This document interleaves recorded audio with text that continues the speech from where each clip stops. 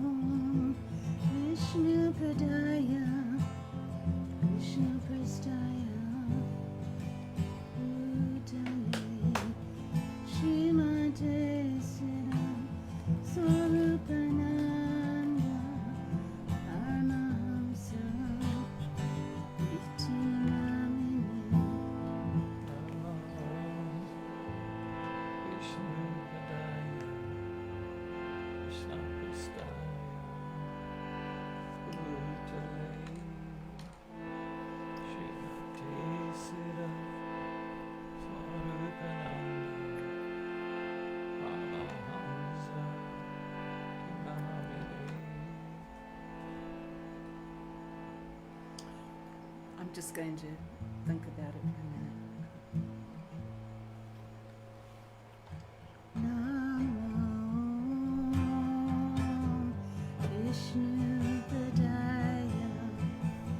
Krishna Prastaya Bhutale Srimate Siddha Swarupananda Paramahamsa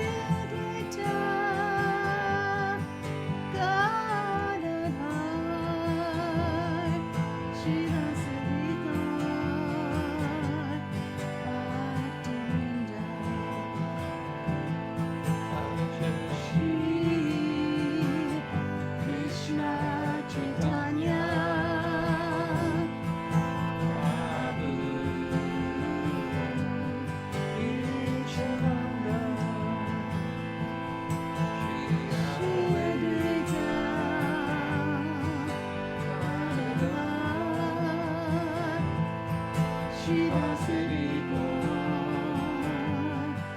Bhaktivinoda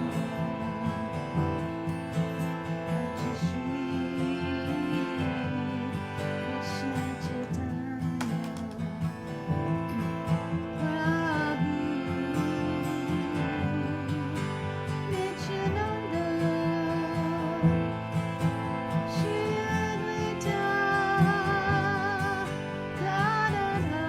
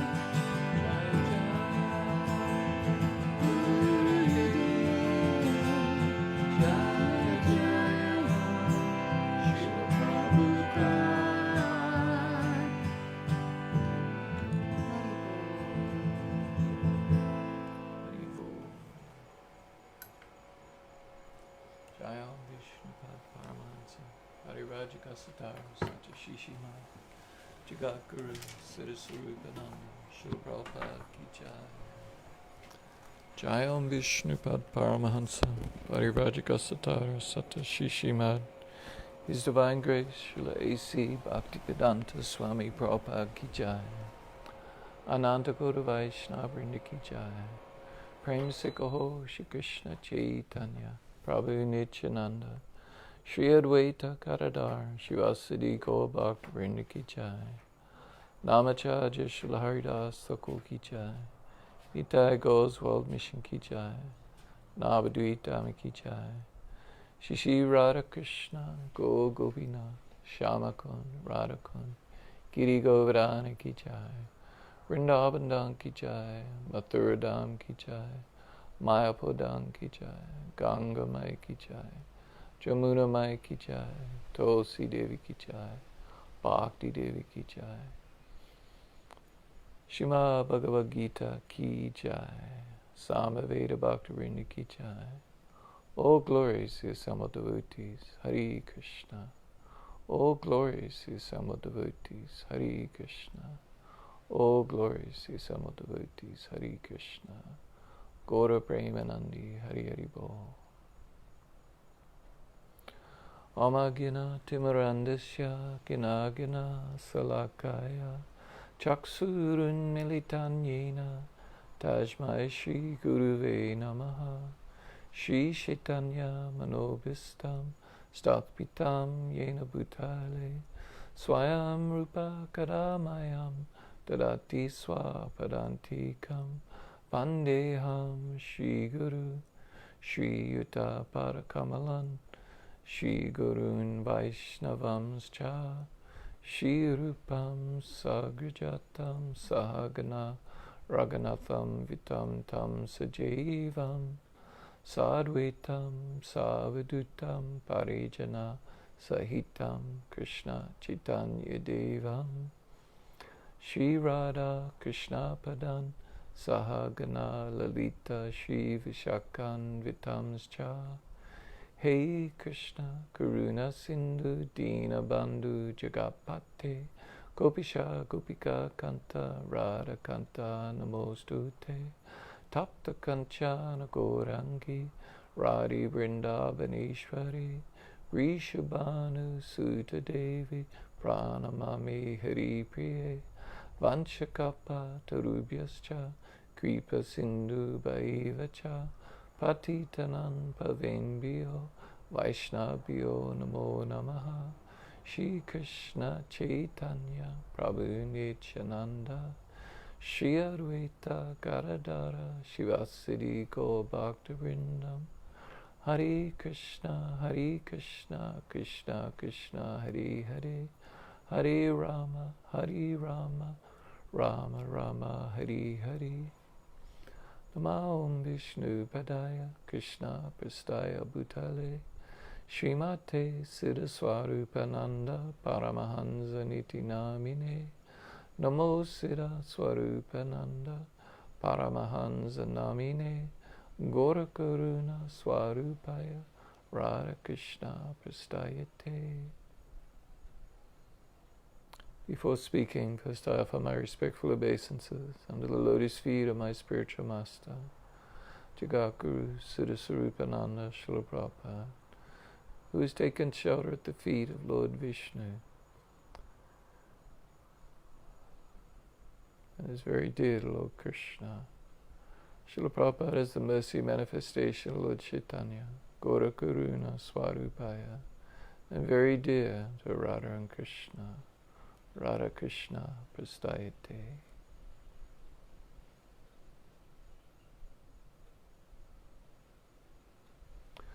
And offer my respects and namaste unto all of you, the Vaishnava devotees of the Lord, are like wish-fulfilling trees, fulfilling all the desires of the fallen souls, and are very compassionate upon them. Haribol.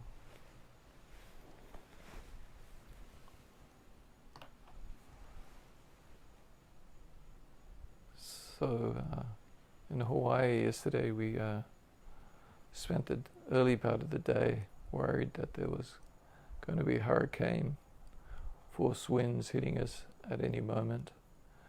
And then after 11 o'clock it was reasonably clear that things had changed, that the hurricane had moved further north. And then the rest of the day the media and the government kept on trying to tell us, well, be careful, it still might hit us, but it was already pretty clear it wasn't.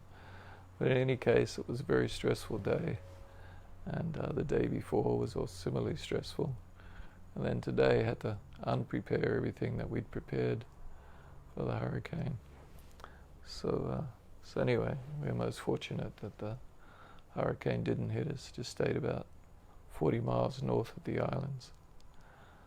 And so anyway. Also, I've had a busy day today with a couple of projects and meetings and so on, so I've tired out my voice a bit, and then also I haven't prepared at all for tonight's class, so I'll have to wing it. Hope you don't mind. So, continuing on with Bhagavad Gita, chapter 2, text 16.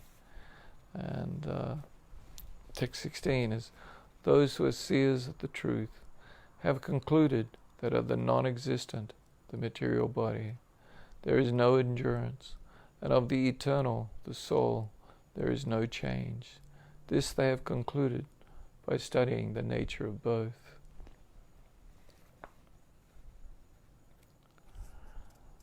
So I made a number of points last week on this verse, and in particular discussing the key words that Krishna is using, sat and asat, so which means being and non-being, real or unreal, true or false, good and bad, spiritual and material. And so Krishna is describing that those who are seers of the truth have concluded that of the non-existent, which is the asat, there is no endurance, and of the eternal, the sat, or the soul, there is no change. And they've concluded this by studying the nature of both. And these were the tattva, shibibis, who study the nature of both, seers of the truth. They're able to see the truth. So they see, of course, through the eyes of scripture, and then, but not just philosophically, but actually realized, self-realized soul who sees the truth through the eyes of scripture and has realized this truth. So in his purport to this verse, Srila Bhaktivedanta Swami Prabhupada makes a number of interesting points. He says that the body is changing every moment by the actions and reactions of the different cells, that the body is changing at every moment by the actions and reactions of the different cells is admitted by modern science. And thus growth and old age are taking place in the body. But the spirit soul exists permanently, remaining the same despite all changes of the body and the mind. This is the difference between matter and spirit. By nature the body is ever changing, and the soul is eternal. This conclusion is established by all classes of seers of the truth, both impersonalists and personalists. So all spiritual paths, or bona fide spiritual paths, are able to recognize the difference between the sat and the asat, the difference between matter and spirit, that the body is ever changing, but the soul is eternal. So the point he made about how the different cells are always changing, actions and reactions. So cells are like little bodies, and they're constantly changing, taking in matter expelling matter. And so as a whole, our body is taking in foodstuffs and air and water, and we're expelling waste byproducts. And the waste is essentially, expelling cells that are dying and are being replaced by new cells.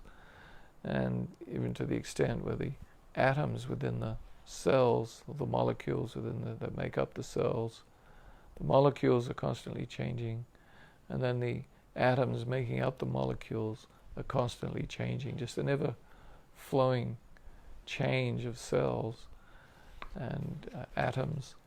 And this manifests over time as a change in the gross physical body.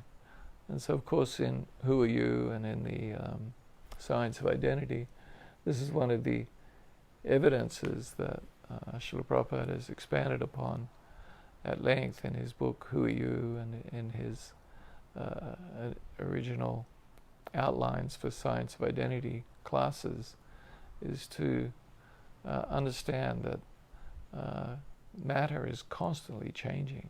The cells are constantly changing. But that I, the Atma, the self within the body, remain the same. And so this constant change, manifests both on the most molecular or atomic level, and then on the system as a whole, the bodily system as a whole, where the body changes from, as Krishna says in earlier verse, I think, 213, that Kalmaram Yavanam Jara. So the Kalmaram is a youth or a child. So the Kumars, the four Kumars, or four Kumaras, the sons of Lord Brahma, who wander around naked and are as young boys around the age of 4 or 5 and are eternally brahmacharis. So Kumaras, so they are young boys, is the word for boys. And then Yavanam is a youth, and Krishna is known as Nava Yavanam, so ever fresh, ever youthful. And Jara is old age, the witch called old age. I think we were speaking last week about Jarasandha. Perhaps it was in the Healing Chant 108 class, but about Jara, the witch called Jara, old age. Nobody likes the witch called Jara. We all try to avoid her, but nonetheless she comes. No matter how we try to escape her, nonetheless she comes. The only way to escape her is to die young, but that's not a very pleasant option or alternative. So we spend our lives trying to escape the witch called Jara, or old age. Anyway, so Krishna says, Kalmaram Yavanam Jara. So as this body changes from boyhood to youth to old age, the wise person, the dhira, the sober person, is not bewildered by such a change, and similarly they're not bewildered by the change of body at death.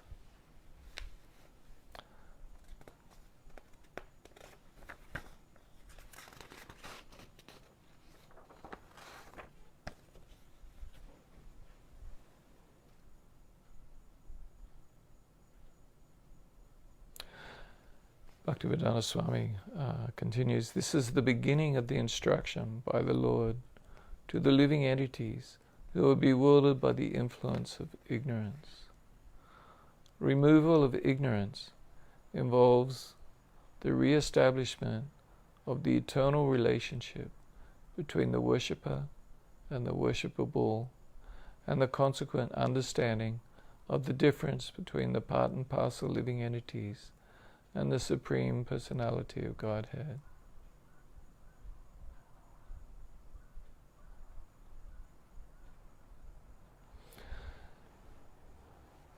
So we're all in ignorance, bewildered by Maya Devi, Maya Devi has, Krishna's external energy, has two potencies, as Srila Bhaktisiddhanta Saraswati Thakur would describe it.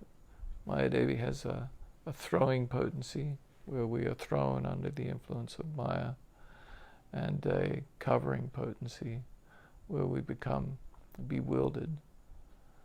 So we are thrown into this material world, this material dimension, and then we are bewildered and lose knowledge. So we become in a situation of ajnana, where we have no knowledge, where we are blind, we're living in the darkness of ignorance, unable to understand that we're spiritual in essence.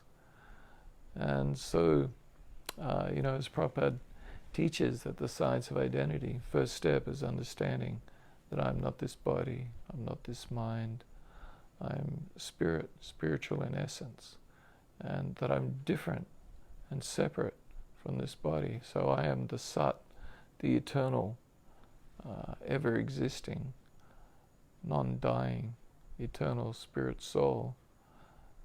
As Krishna will say in a future verse, and a few verses on, I think text 20, that never, is unborn, ever-existing, undying, does not come into being, has not come into being, and never comes into being. So this is the nature of the Sat, or the soul, the Atma, that we are eternal, whereas the Asat, the temporary, the body, is constantly changing.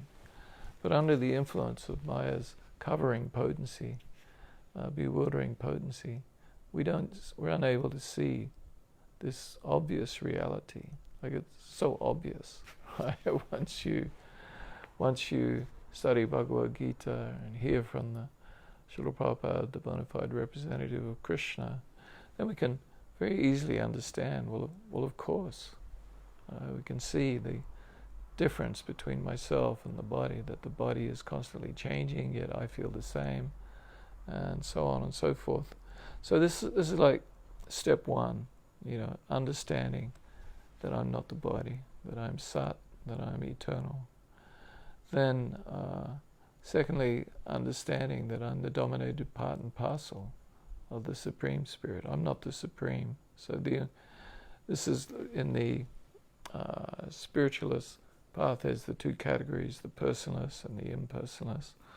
So the impersonalist and the personalist both understand Aham Brahmasmi, I'm spiritual in essence, that I'm spirit, that I am.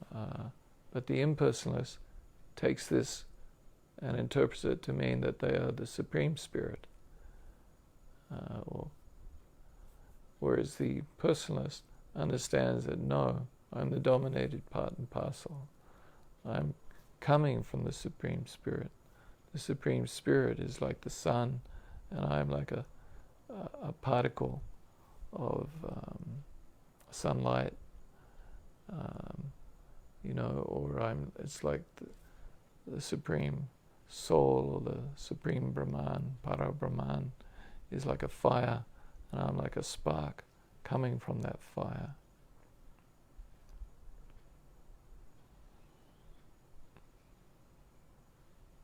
So, I'm part and parcel of the Supreme. I am not the Supreme. And I'm a minute particle, right? Minute, small. I'm not in control. Just like, this weekend we experienced, actually all last week, we experienced, how we are dominated by the demigods, by the forces of nature. There's a hurricane. So like a week ago, they say, there's a hurricane coming. It's in the Pacific, and it forms, and then it's initially going one direction. Then they tell you, it's taken a turn. Like originally, they're saying it's going to go south of Hilo, or the Big Island. Then they start saying it's turning north, and it's on a path towards Hawaii. And then, as time goes, they show it's getting closer, and then the path, instead of like missing Hawaii. Suddenly they've got it heading direct for Hawaii, like direct hit on Oahu, where we are, And so anyway, we're feeling not in control. It's like, wow, I'm not in control here. There's this massive natural force that's coming at us, and we can't do anything about it. All we can do is watch the news and read about it. Of course, we have, being minute, we have our independence and our free will. We can choose how we respond to the situation. We can become angry at God. Oh, why are you sending this hurricane? Or we can, decide to cry about it and just whimper, not do anything. Or we can prepare. Or if we're perhaps more intelligent, we would actually, greatly prepare. Or perhaps we'd get on a plane and get out of here, get out of the path of the approaching hurricane. And of course, this is like death, actually, right? We are sat, eternal. This body is asat, temporary. And the hurricane of death is coming. It's coming to all of us. And yet we all spend our time thinking it's not going to come. Maharaj Yudhisthira, when asked what is the most amazing thing, he responds that even though everybody dies, still each person lives their life as though they're never going to die. This is the most amazing thing. So even though this body is asat, temporary, and even though we know that everyone who came before us has died, perhaps when we're a young child, a baby, we hear about, not a baby, a little bit past a baby, but anyway, as a young boy, I remember, asking my mother about, her grandmother, her grandmother's dead. Oh, she died. Oh, that's interesting. You don't quite know what that is, and then you see old people, and so anyway, so we experience that people die, and this is quite like, for a young child, this is kind of like, oh, what is this? I don't like this idea. You mean I'm going to die? It's like the story of Siddhartha, or Lord Buddha. He's born into a princely family, as a prince, as the son of the king, and the king wants to shelter him from the true nature of this world. So doesn't let him see anything bad, doesn't let him see sick people, doesn't see old people, never hears about death.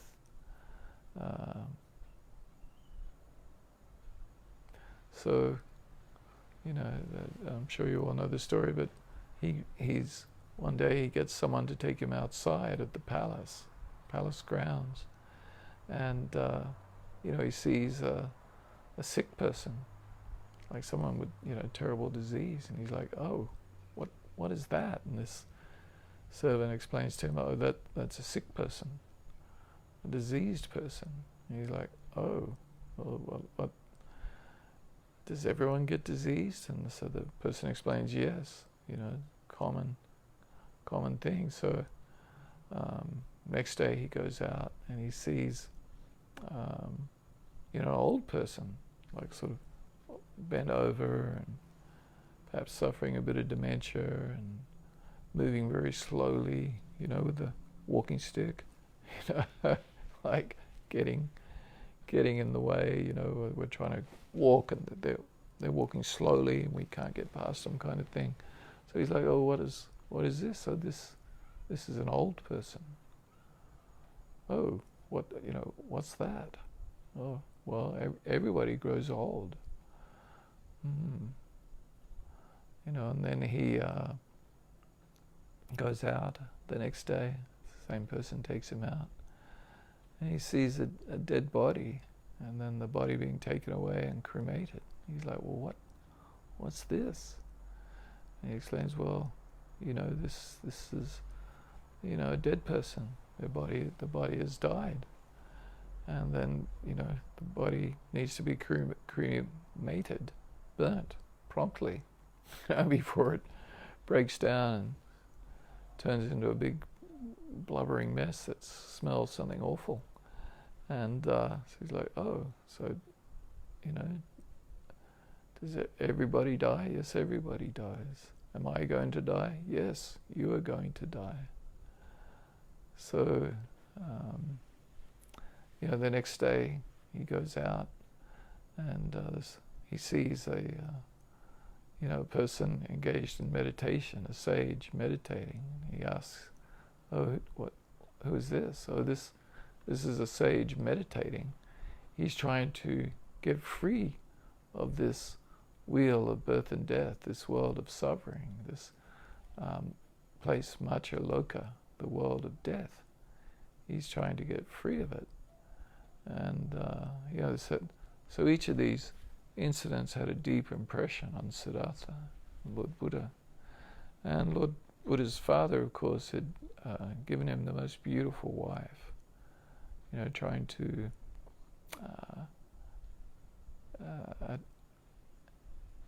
encourage him or attract him to stay.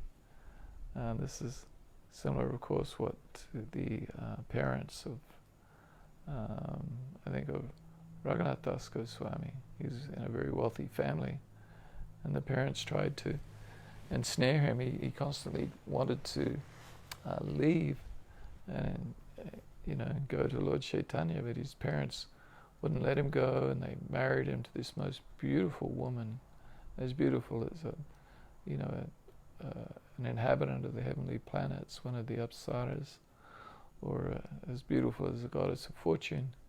And but it didn't work. He wasn't attracted. So anyway, so Lord Buddha, Siddhartha, he went on returning to the palace, made up his mind that he was going to leave and leave the palace and seek out the path of spiritual realization and liberation, become liberated from this world of birth and death. And as he's leaving, his father is trying to stop him from going. Like, where are you going? You're the prince. You will have all the wealth, and you have your most beautiful wife, and you will enjoy great power and reputation and fame. And Siddhartha replied to him, like if you're in a house that's on fire, it's your duty to put out the fire. And so this body is like a house on fire. We know that there's birth, diseases, old age, and death. Jara, Vyadi, Janma for birth, Vyadi, disease, Jara, old age, and Mritu, death, is coming for everyone. And so it's our duty to try and put out this fire. It's like our body is like a house on fire, and so we must put it out. So, and this begins with, as Srila Bhaktivedanta Swami is saying here, like, we're in ignorance. And so Krishna here in Bhagavad Gita is removing our ignorance. It's describing to us that you are Sat, that the seers of the truth have seen that of the existent of the Sat, there is never any cessation, but of the Asat, the temporary, the body, it does not endure. But the Tattvadashis, the truth seers, have realized this by studying the nature of both. So we need to realize that we're not this body, that this body is temporary. This body is, it's just like the analogy given is like when you go down to the beach, there's waves break and then bubbles form, and these bubbles like float, and then they form, they exist for a while, and then they pop. And this is like our body, our asat body, our temporary body. It comes into being, it exists for a little while, it grows, and then it pops, and it's all gone.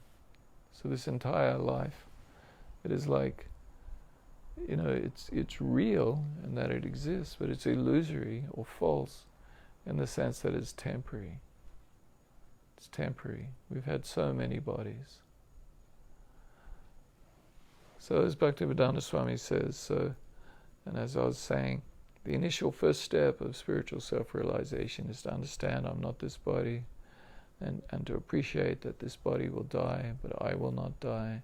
To understand that this is the common spiritual understanding for both the personalist and the impersonalist. Then to understand that I'm not the Supreme Spirit, I'm the dominated part and parcel.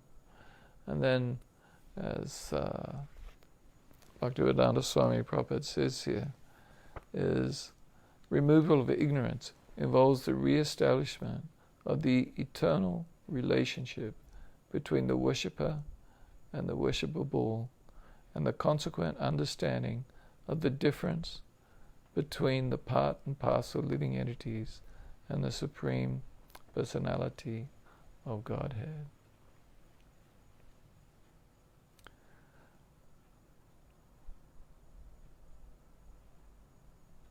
So re-establishment of the eternal relationship between the worshipper and the worshipable. So the eternal, he uses very nice words here. Re-establishment of the eternal relationship. So we are eternally related to Krishna. Krishna is eternally our Father, always. There is no beginning. Right? Our relationship with Krishna is anadi, has no beginning, and it has no end. Is eternally existing, an eternally existing relationship. And so the Sanatana Dhamma, or the duty or function, as Srila Prabhupada calls it in the third part of the Science of Identity, the function of the soul is to serve Krishna, to love Krishna. So like this, the relation, Krishna is eternally our Father, and He's eternally the Supreme Spirit, and we are eternally the part and parcel of Krishna, the eternal servant of Krishna, and we are eternally spiritual, and the nature of the soul is to want to love and be loved, and the actual fulfillment of this nature or this desire to be loved and to love and to be loved is found in a loving relationship with Krishna. So this can be described as Bhaktivedanta Swami is saying, re-establishment of the eternal relationship. So, of course, with our material minds, we could go re-establishment of the eternal relationship. So we would begin to wonder, well, how do you re-establish an eternal relationship, right? Because eternal means ever existing, but then Bhaktivedanta Swami is using the term or the word re-establish. So it would sort of perhaps indicate that, oh, well, it's not eternal, because if it was eternal, it wouldn't need to be re-established. Right? So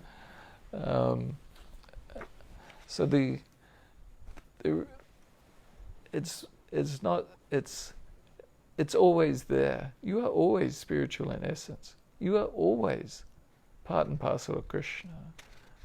You are always like a spiritual spark coming from the supreme fire. You are always like a particle of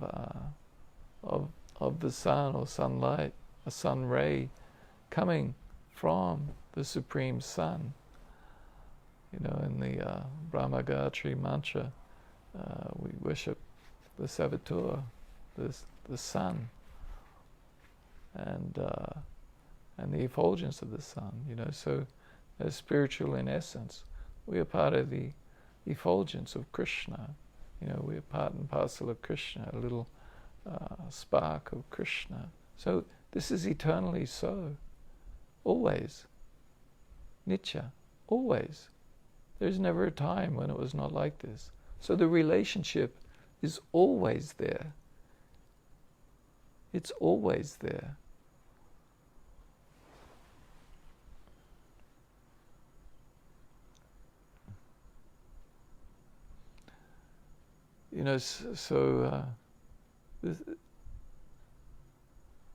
It's always there. Nitya Siddha Krishna Prema Saja Kavanaya Shravanari Sudeshiti Karaye Udaya. This is Lord Chaitanya's teaching to Srila Sanatana Goswami. That the nature, the eternal nature of the soul is prema bhakti, nitya siddha Krishna prema. Right? It's always our nature to be loving Krishna. It's always there. It's not in that verse that I just said. It's like love for Krishna is not to be had from another source. It's not external. Like, of course, we say as we worship our spiritual master and praise the spiritual master, and we ask him, please give me love for Krishna. So it's not that he gives us something that's external to ourselves. Love for Krishna is eternally existing within the heart of the living being, but it's become covered. So how does it become covered? There is Maya, I was describing, there is Maya Devi's throwing potency. So it becomes covered when we become self-interested, right? When we don't want to act upon our true function as being the servant of Krishna, then we're immediately in Maya, right? We're known as Tatashta Shakti, so a marginal potency of Krishna. So Tatashta is like on the beach or on a river bank, there's the water and there's the land, and in between there's the sandy beach or the sandy bank of the river. And sometimes the tide comes up and covers the sand, and at other times the tide goes out and the sand is not covered. So the Tatashta Shakti, the Jiva Shakti of Krishna, can be under either the influence of Krishna's internal potency or his external potency. So it's our choice. It's our choice. We have freedom of will, just as Krishna says to Arjuna in chapter 18, text 64. Yatekchasi tata kuru. So deliberate upon this and then do what you wish to do. So Arjuna has the choice. Will I follow the will of Krishna, my Supreme Father, the Supreme Personality of Godhead, the source of everything, like we've been discussing in the Healing Chant 108 classes, Aham Savasya Prabhavo Mata Savam Pravartate, chapter 10, text 8. I am the source of everything. All the spiritual and material worlds emanate from me. Aham Savasya Prabhavo, Savasya, everything. Aham, I am. I am the source of everything. Prabhavo, the source. I am the Mata Savam Pravartate. Everything emanates from me. So, and yet Krishna is saying to Arjuna, well, you have the yathekchasi tatha karu, deliberate upon this fully, and then do what you wish to do. So we have this free will. We have the free will to serve Krishna or not to serve Krishna, to love Krishna or to place our love elsewhere, to make Krishna the center of our life, Krishna our spiritual master, the center of our life, or to not do that. And we make that choice constantly, all day long, all lifelong, life after life, lifelong. Who can trace out? It's also, while we are said to be eternal, or not said to be, we are eternal. At the same time, no one can trace out when we came to be under the influence of this material energy, this external energy of Krishna, Maya Devi. It's said to be anadi, it's beginningless. We can't trace it out. Cannot be traced out. So we are here, and yet we are eternally related to Krishna, always. Nitya Siddha, right? We're eternally related to Krishna. And this loving relationship with Krishna can be uncovered through the mercy of our spiritual master, who engages us in the process of sadhana bhakti, devotional service and practice.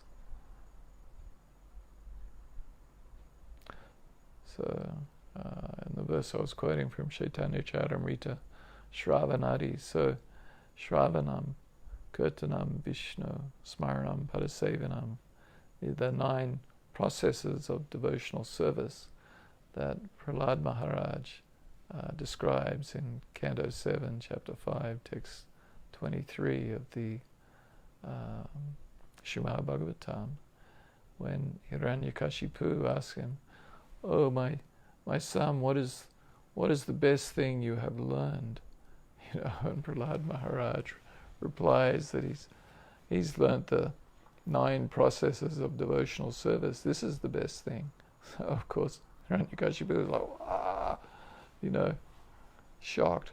But anyway, so Lord Chaitanya is saying that this eternal relationship with Krishna, this Nitya Siddha Krishna Prema that is within us, becomes re-established by engaging in the process of devotional service as described by Prahlad Maharaj with Shravanam. So it begins with hearing,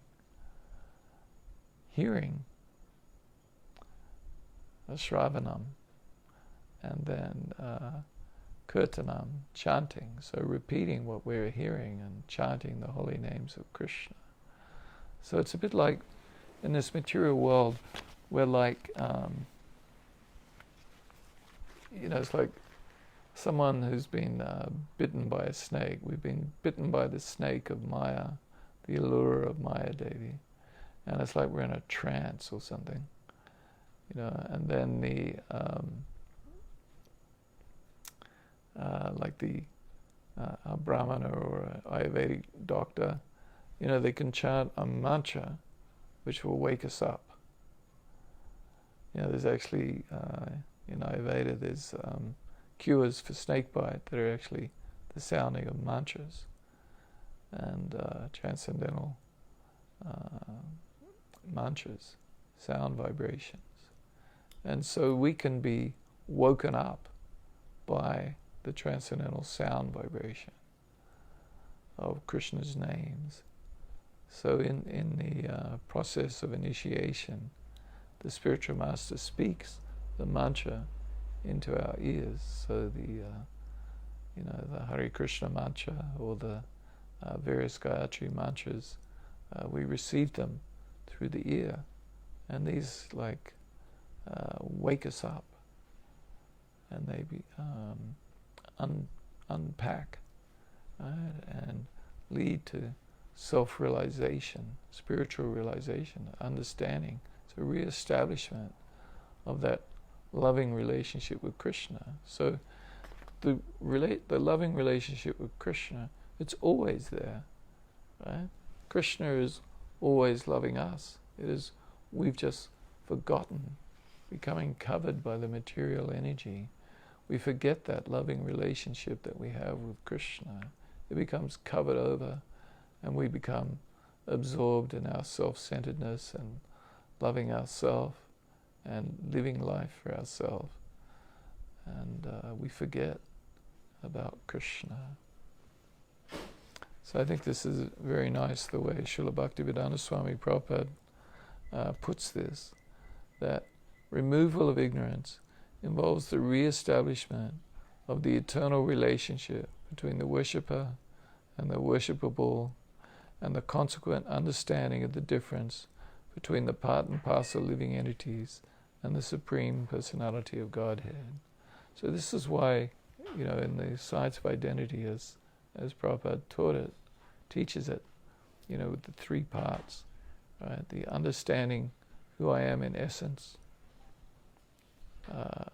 what is my position, that I'm the dominated part and parcel, and then third, that my function is to serve the Supreme Person. So these ideas are so key, the actual removal of ignorance. And so removing this ignorance then involves the re-establishment of the eternal relationship between the worshipper, which is the Jivatma, the living being, and the worshipable, the Supreme Personality of Godhead, Lord Shri Krishna, and the consequent understanding of the difference between the part and parcel living entities and the Supreme Personality of Godhead. So, the understanding that position, that I'm the dominated part and parcel.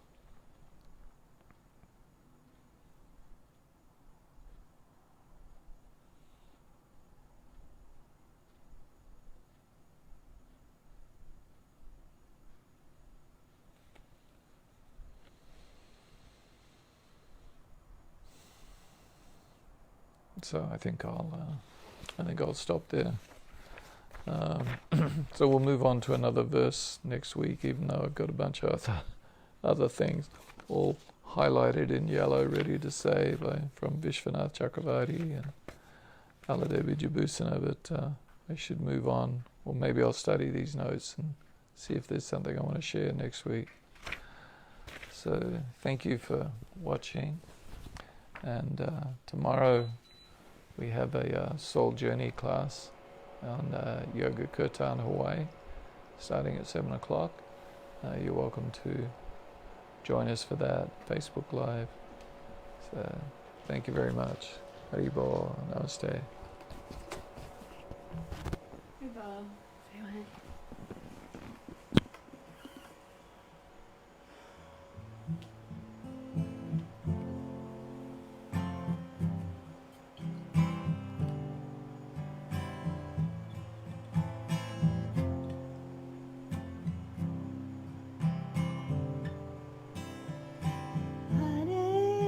Krishna, Hare Krishna, Krishna Krishna, Hare Hare, Hare Rama, Hare Rama, Rama Rama, Hare Hare, Hare Krishna.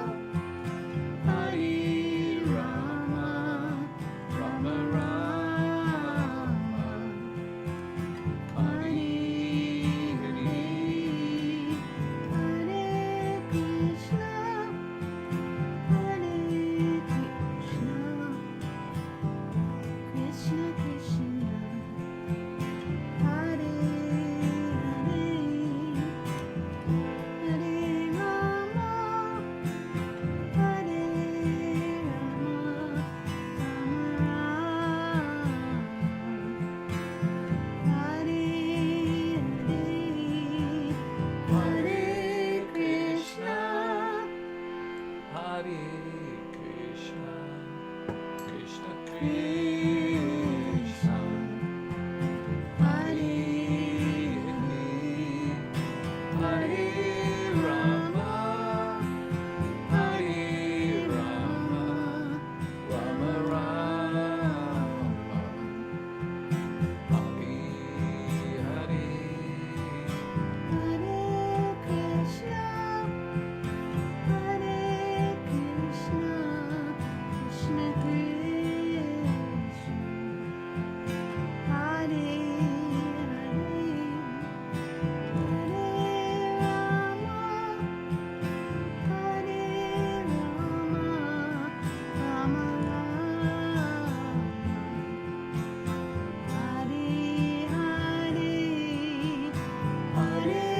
Krishna, Krishna